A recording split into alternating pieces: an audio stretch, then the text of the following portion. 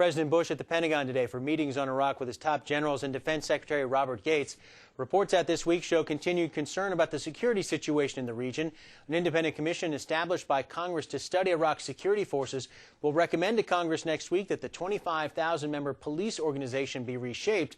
And confidence in Iraq's security situation certainly wasn't helped with news today that a U.S. plane carrying 4 members of Congress came under fire in Baghdad. No one was hurt in the incident, which came at the end of a summer that saw dozens of U.S. lawmakers travel to Iraq to get a first-hand look at how President Bush's surge strategy is going. 2 of the most recent visitors were Democratic Congressman Jason Altmire, Pennsylvania, and Republican Congressman Charles Bustani of Louisiana. They returned from their 3-day trip to the region earlier this week. Congressman Bustani joins me now here in the studio. Congressman Altmire is in Pittsburgh. Thanks to both of you for being here. Congressman Bustani, I'll start with you if I could. Sure, Peter. What did you see in Iraq? How encouraged or discouraged are you by what you saw? Well, I'm encouraged with the security situation. I think the plan is showing a positive trend line. The report we got directly from General Petraeus and Ambassador Crocker showed that sectarian violence is down by 75%.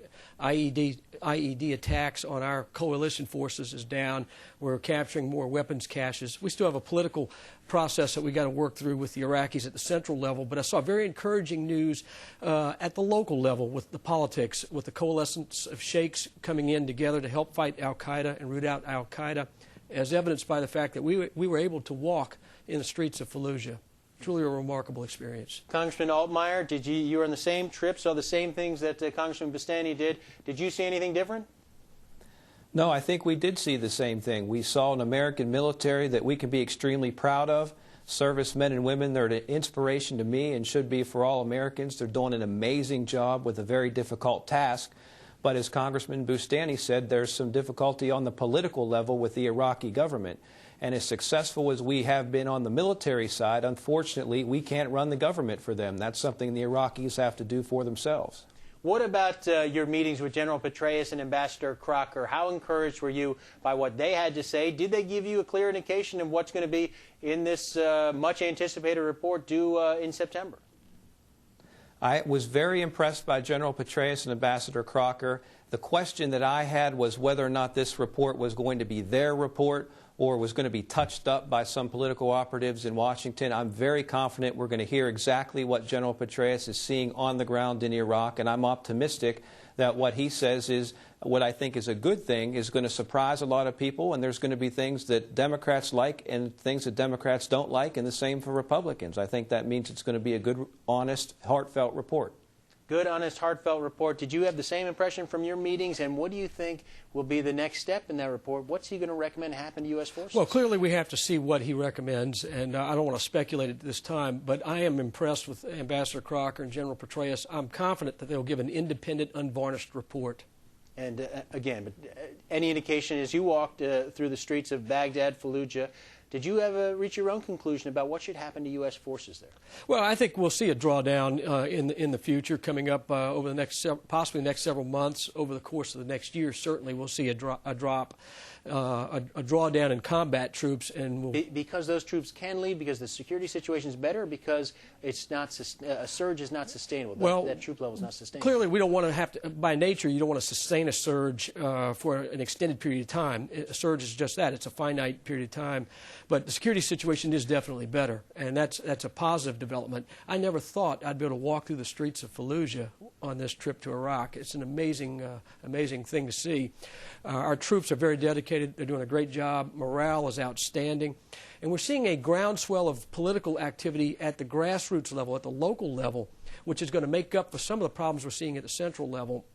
And I think that's what's going to drive the politics, hopefully, at the central level toward reconciliation. I know that Congressman Altmire, you've been talking about the need for a timeline for withdrawal of U.S. forces to force the central government there to take over more responsibility. You were there in Iraq. You saw firsthand what's going on there. Do you still believe that?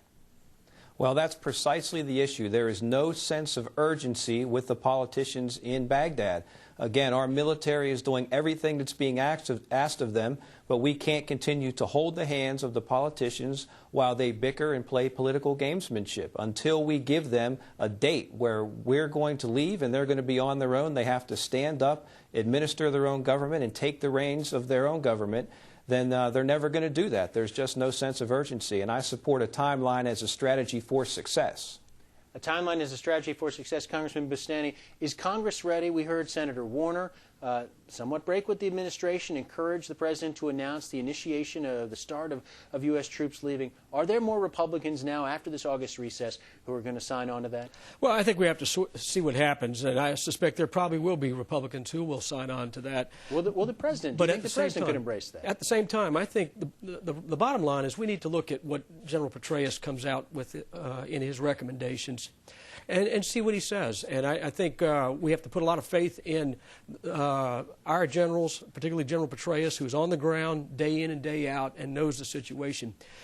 This plan is working, and that's the beauty of it.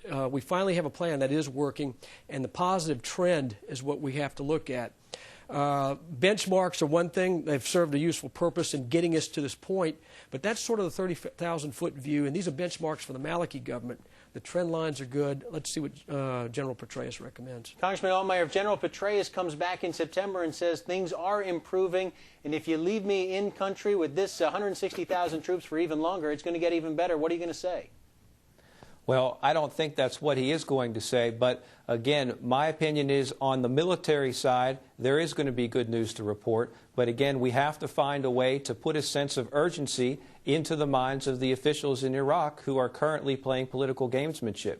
So while there is going to be some good news to report in all likelihood on the military side, we need to find a way to improve the political situation in Baghdad. Do you have any confidence, Congressman Altmire, in Nouri al-Maliki?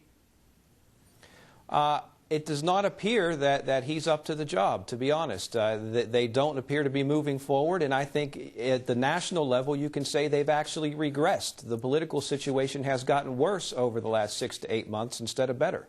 Congressman Bustani, I'll give you the last word on that. Has the situation with the Iraqi government gotten worse rather than better? I think the political situation clearly is unstable, and what we need to see is a reconciliation at the central level, as we all would hope, but at the same time, the strategy is involving these provincial reconstruction teams and the work of our embassy to build a local political coalition so that we can build a stable local governments and hopefully have that filter up and put Iraqi pressure on the Iraqi central politicians. All right. Congressman Bustani, Congressman Altmire, thanks to both of you for joining us, sharing your thoughts on Iraq after coming back. Glad to see you all made it back safely, given what took place today.